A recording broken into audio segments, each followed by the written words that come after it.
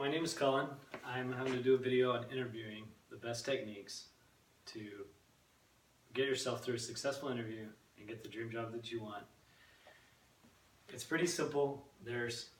I've got three main points: pre-interview,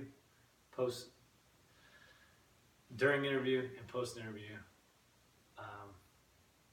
They're all pretty easy, very easy things to remember. First, let's start with the pre-interview. Is where you have to know where you're going, when you got to be there, and maybe even what the weather's like. Maybe bring an umbrella. You don't want to be caught in a parking lot and be really dressed up nice and have to walk through a rainstorm, or maybe even be late because of the rain. So I suggest that always. Might even want to call ahead and see if things are still scheduled. Some people don't do that. That's always a plus. Let them know you're coming. Get directions, maybe Google Map, I don't know.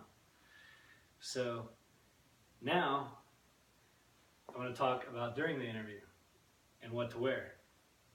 Always want your tie to never be thicker than your lapel. See, I'm not wearing a skinny tie. I have a double Windsor tie. I don't have a very loose unbuttoned look with my tie.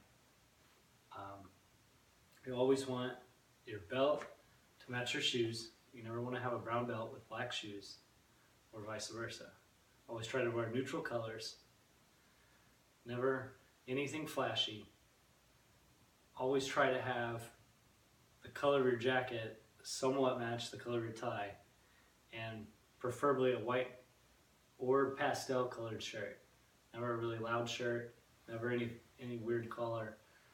Always have a collar. Some people like the collarless look. As far as pants, I'm wearing green pants. They're not that bad. It still looks nice. Always want your suit to be fitted right. You know, it's not too big.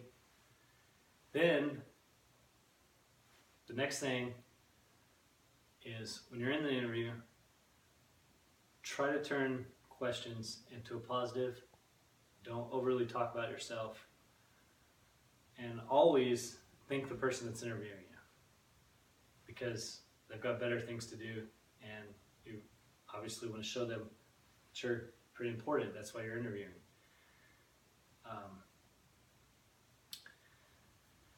After the interview, after you say thank you for your time, you should always send a follow-up.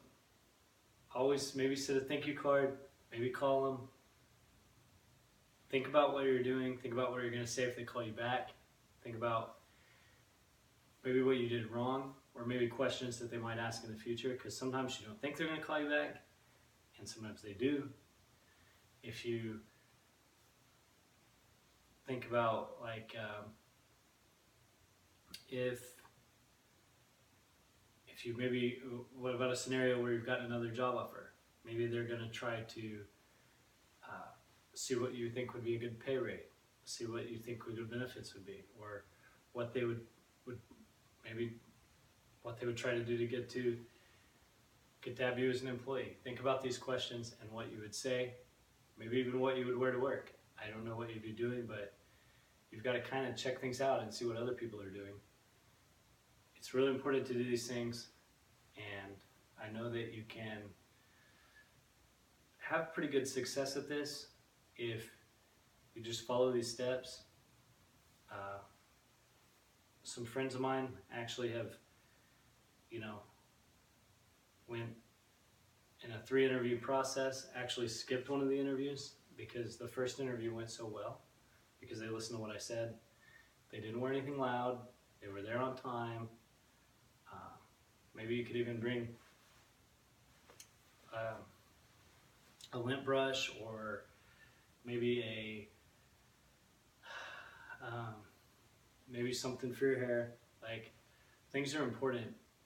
You obviously you want to be clean and stuff. That's kind of a no-brainer. But for the most part, you've got to really present yourself to a way in these people that is not overbearing, but really something they'd like to have work with. So Anyway, if you follow these, I think you can pretty much do anything. I've done it myself. I've been to a lot of them. Never wear a thick tie. That's always a real turn off if your tie is really wide these days.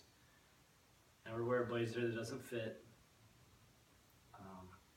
Anyway, I think you'll have success if you just listen to these few little things. And that's it. Thanks.